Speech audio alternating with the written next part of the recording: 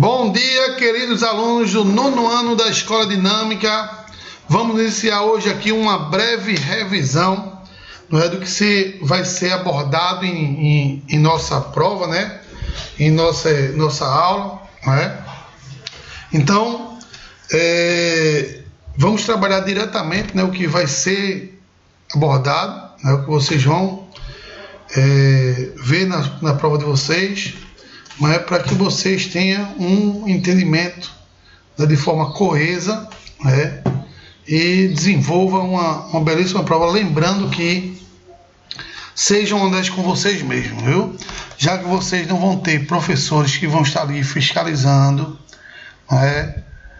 Não usem livro não para responder as provas de vocês, né? Façam da melhor forma possível, né? Leiam com paciência, né? Porque não vai adiantar nada se você pegar um livro e querer filar. É um trabalho jogado no lixo, né? Então, sejam honestos, né? O que você não souber, não tem problema, né? Não vá querer se enganar.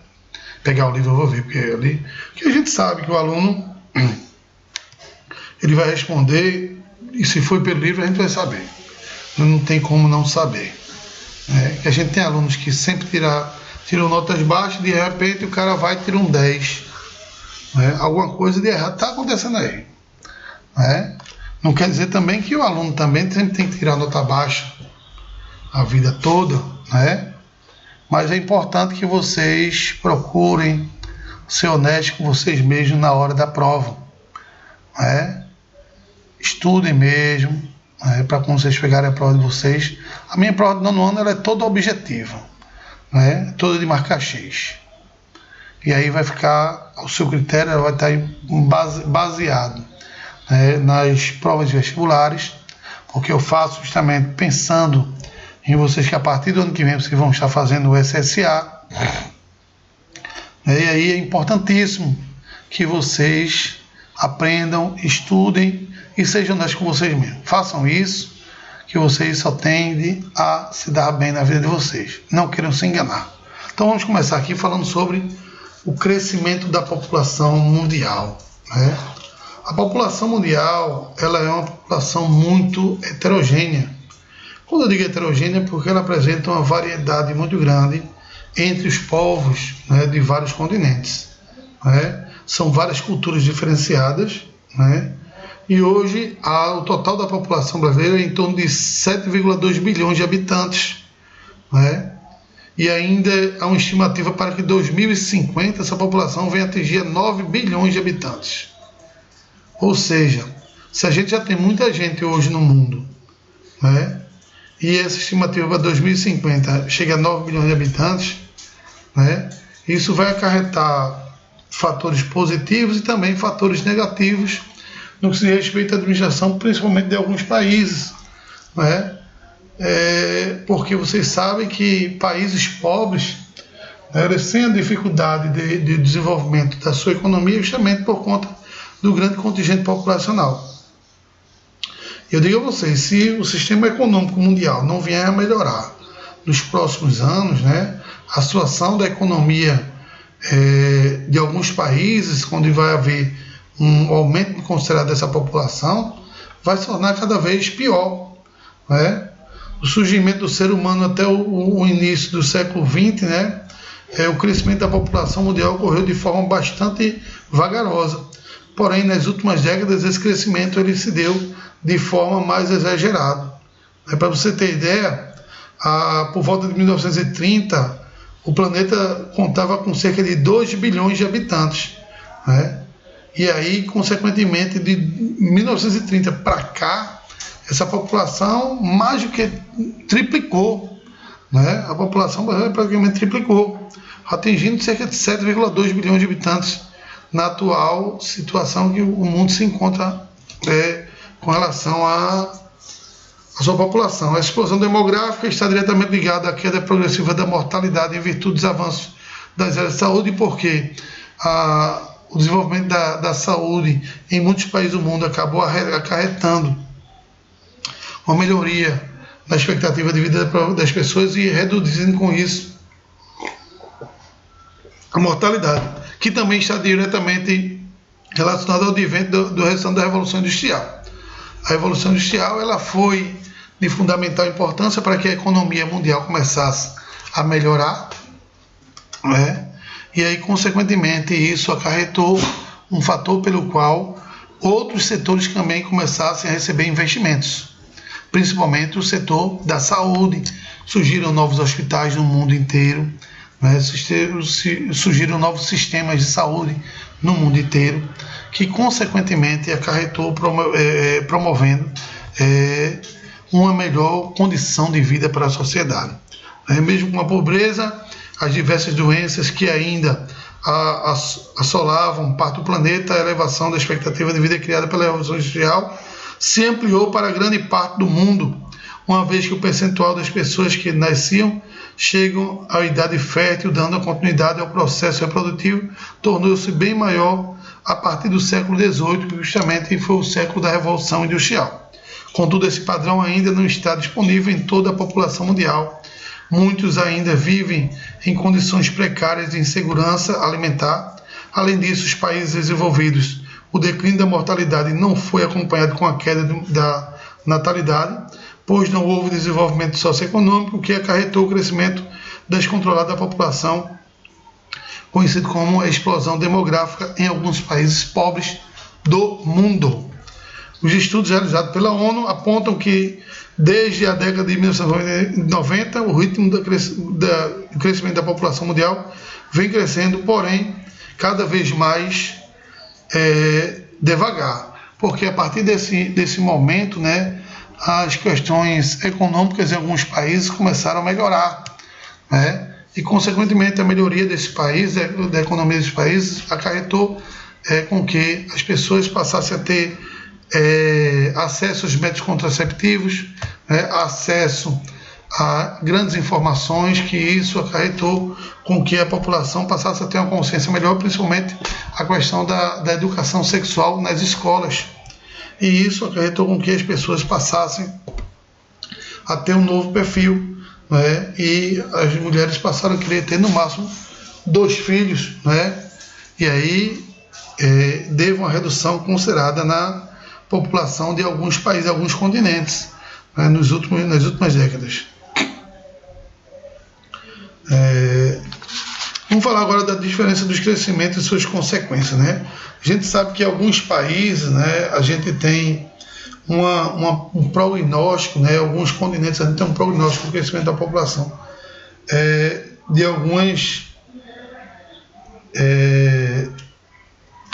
algumas sociedades, não é, desse crescimento para o futuro, né? Então, veja só, as populações que vão mais crescer, não é, estão relacionadas aos países mais pobres do mundo, principalmente aos continentes mais pobres do mundo, que é o continente asiático e o continente africano, né? Tem um prognóstico, né, que vai haver um crescimento considerado até 2100, principalmente na Ásia. Só que a Ásia ela tem um grande espaço territorial, né, para a ocupação das pessoas, porque lá, assim como no mundo inteiro, a população está distribuída de forma irregular, né, e, consequentemente, a Ásia tem um território muito grande, o que vai fazer com que essa população se espalhe, não aumentando com isso a densidade demográfica da Ásia como um todo, né? Vou ter um aumento considerado da população absoluta, né? Mas a população relativa ela não vai ser tão grande assim por conta da área da Ásia, que é muito extensa. É claro que as grandes metrópoles, as grandes capitais, né, que têm concentrações populacionais muito grandes, isso está relacionado justamente ao aumento também populacional nessas áreas. Atualmente, os países ricos, a taxa de crescimento vegetativo, saldo da natalidade e mortalidade é expressamente baixa, né? Ou seja, a população não cresce muito nos países desenvolvidos, principalmente na Europa. A Europa vive uma situação hoje que tem alguns países que acabam dando incentivo para que as mulheres tenham o seu segundo filho, justamente porque a quantidade de idosos está muito grande naquela região. e aí, consequentemente, você vai ter, no futuro, falta de mão de obra para trabalhar. E aí, hoje, a Europa está dando incentivo para que as mulheres comecem a ter mais filhos e, consequentemente, esses filhos venham acarretar um aumento da mão de obra no futuro, que hoje está faltando, está começando a faltar mão de obra nos países europeus. E aí é um grande problema. Tem que se investir muito na questão do incentivo de pessoas para que venham a ter mais filhos no futuro, e, consequentemente, você vai melhorar a questão da contingente populacional masculino da mão de obra no futuro. E aí as pessoas estão lutando para isso, para que no futuro não venha faltar mão de obra na Europa. Então é complicado se vier faltar mão de obra no futuro no continente europeu. Aí vai ter que começar a importar essa mão de obra e aí, consequentemente, acaba trazendo prejuízo para o próprio continente, o próprio país. O movimento migratório ocorre desde o surgimento dos seres humanos e tem crescido nos últimos 50 anos devido ao processo de globalização. Eles são provocados por diversos motivos, como catástrofes naturais, ofertas de emprego, melhores condições de vida. A maior parte do deslocamento populacional ao longo dos anos 20, ou do século XX e século XXI, ocorreu por conta de dificuldades econômicas e sociais existentes entre as nações e conflitos internos de países subdesenvolvidos, principalmente africanos. Então vamos falar um pouquinho sobre esses movimentos migratórios que ocorrem no mundo inteiro. A gente sabe que existem movimentos migratórios internos e os movimentos migratórios externos. Os movimentos migratórios internos são aqueles que ocorrem dentro de um país, e os movimentos migratórios externos são aqueles que ocorrem de um país para o outro, que a gente vai falar daqui a pouco sobre esses movimentos migratórios. Falar os motivos que ocorrem esses movimentos migratórios. Existem basicamente 5 motivos diferenciados: políticos, étnicos, religiosos, naturais e econômicos. Os motivos políticos são as perseguições e exílios forçados, por exemplo, o socialismo soviético e a ditadura militar no Brasil, que ocorreu na década de 60, onde pessoas eram mandadas para outros países porque estavam batendo de encontro com o governo militar que existia no Brasil, e aí eram obrigados a ser colocados para fora do nosso país. Questões étnicas, disputas tribais, raciais, como as guerras africanas, os conflitos sérvios, como eu mostrei para vocês, os conflitos entre Tutsis e Hutus nas aulas passadas. Deixa eu atender um telefone aqui rapidinho. Oi, manhã. Oi, Tavinha, acordou já? Já acordei, eu estou dando aula aqui agora. Tem almoço para a senhora hoje? Dando aula aqui. Aqui no computador. Tem almoço para a senhora? Tem, meu amor. Então tá bom. Deixa eu terminar minha aula aqui, depois eu falo com a senhora. Viu? Você tá dormindo? Não, tá acordado. Deixa eu terminar minha aula. Tá certo. Tchau, tchau. Minha mãe, porque se eu não atendo, ela passa o tempo todinho ligando aqui e o cabo não consegue trabalhar direito. Mãe é agoniada demais. Então, como eu falei para vocês, os conflitos entre os Tutsis e Hutus que se deu em Ruanda, na África, estão relacionados às questões étnicas. O grupo étnico Tutsi e Hutus, eles não admitiam que o governo, o presidente do país fosse da minoria, e aí começou a haver esse conflito étnico. Questões religiosas, conflitos que envolvem crenças religiosas, ocorreram entre outros lugares na Irlanda do Norte e na Palestina, onde a gente teve aqui o verão, a primavera árabe, onde teve vários conflitos naquela área ali. Questões naturais, como catástrofes, como enchentes, terremotos, erupções vulcânicas, acabam acarretando com que pessoas migrem para as outras regiões. E questões econômicas, principais causas das migrações no mundo inteiro, associadas diretamente às crises financeiras e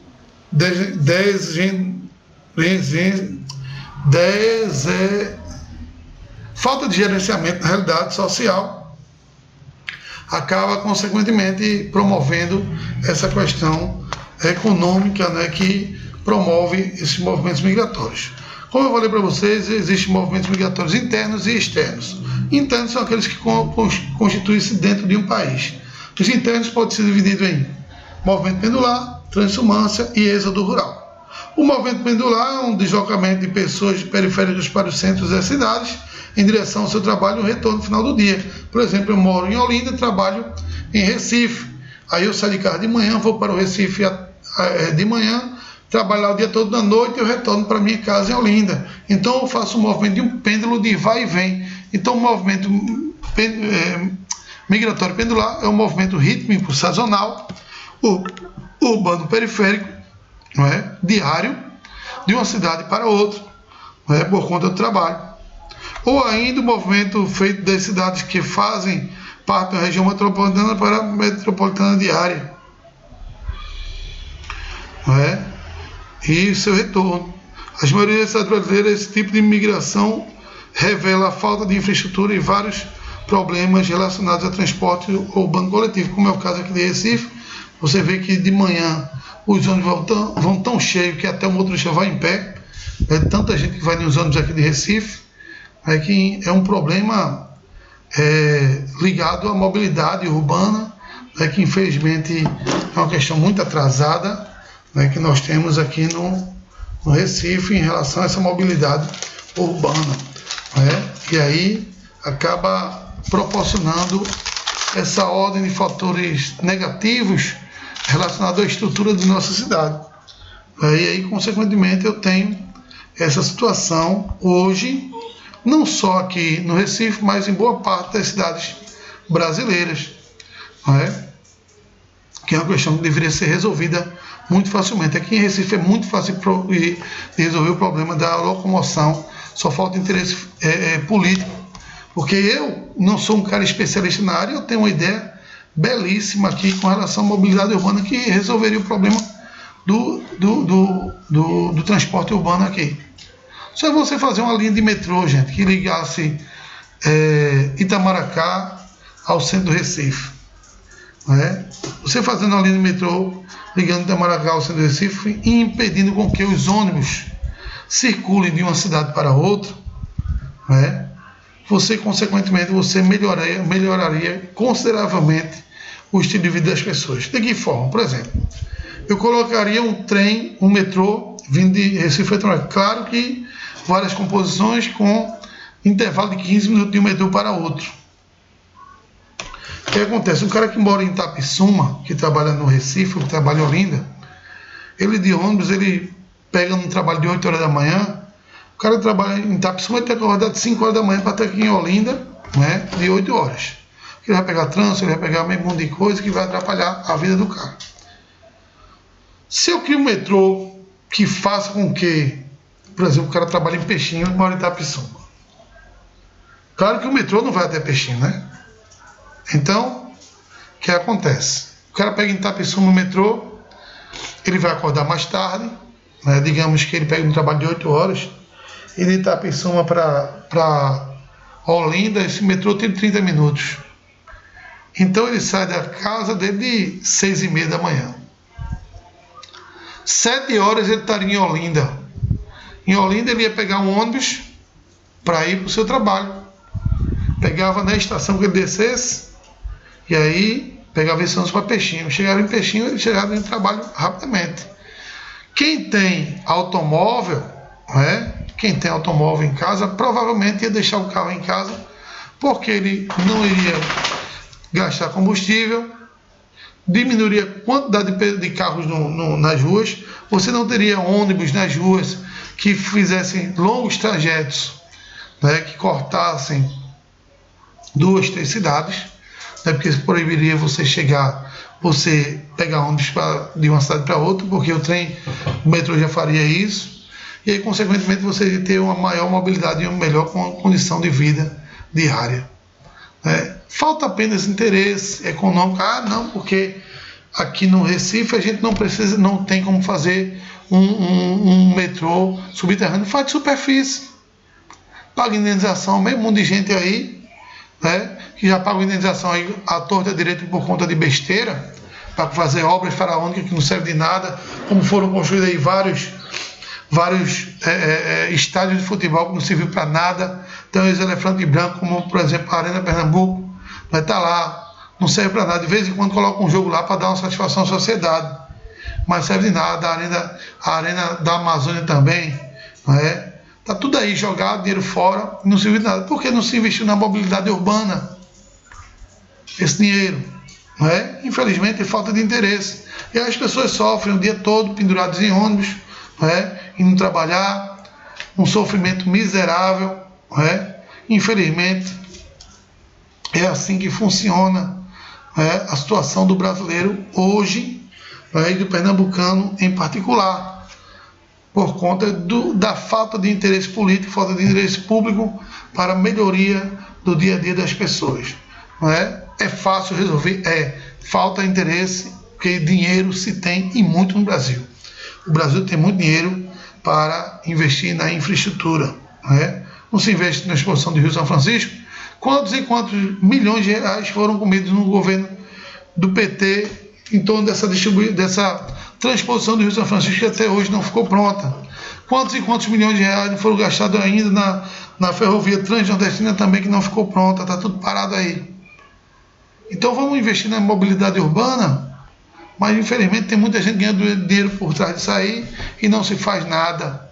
E aí o brasileiro é obrigado a ficar pendurado em ônibus, vai ir trabalhar em ônibus todos os dias, passando mal, não é? Ônibus apertado, que até o motorista vai em pé.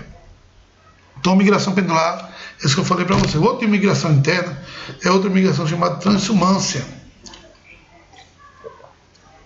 que também é uma migração sazonal ou temporária. Já relacionado a dois fatores, relacionado a questões climáticas e a questão de entre-safra. Questão climática, quando a pessoa tem uma agricultura de subsistência no seu quintal, e aí ele cultiva para o consumo próprio, e aí ele mora no sertão nordestino, quando vem o período de estiagem, não tem mais como ele cultivar porque o solo está pobre, e aí o que ele faz? Ele migra para outra região. Ele vai em busca de emprego, deixa a mulher e o menino lá, e aí por isso que no sertão nordestino tem mais contingente de mulher do que de homem, porque boa parte do homem acaba migrando para outras regiões em busca de emprego, e aí consequentemente essas sociedades, as pessoas vão em busca de emprego. Quando volta a chover, ela retorna para a sua cidade natal e volta a cultivar no seu quintal. Isso é dado de movimento de transhumância, é um movimento sazonal, ou seja, temporário. E com relação ao período de entre-safra, as pessoas trabalham, por exemplo, no corte da cana-de-açúcar, um período de plantio e colheita em torno de 9 meses, e aí as pessoas elas trabalham nesse cultivo, né? Quando vem o período de entre-safra, que é o período que tem que esperar a terra descansar, e ele não tem emprego, eles vão para outras regiões, né, em busca de emprego, deixa a mulher lá com o menino e vai em busca de emprego em outras áreas.